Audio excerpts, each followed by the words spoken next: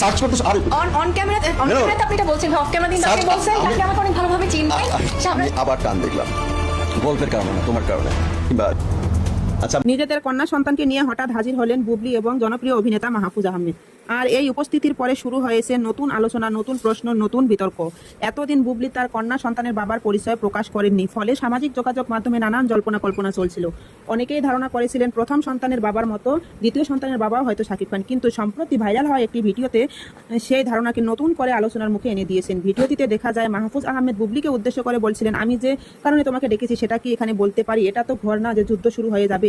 এরপর জবাবে বুবলি কিছুটা বিরক্ত স্বরে বললেন, যুদ্ধ করছি না, কথা বলতেছি, আমি তো আসতেই চাইনি, আপনি আমাকে ডেকেছেন। দুজনের কথা দেখে অনেক দর্শকের মনে প্রশ্ন জেগেছে, আসলে কি এমন কোনো বিষয় আছে বা এতদিন আড়ালে লুকিয়ে রাখা হয়েছিল? এরপরে মাহফুজ আহমেদ বললেন, আমি জোর করে বুবলিকে এনেছি, সে চেয়েছিল বিষয়টা গোপন রাখতে, কিন্তু আমারও তো আত্মসম্মান আছে, তাই বুবলি আর আমার কন্যা সন্তানকে নিয়ে আপনাদের সামনে এসেছি। মাহফুজ কথা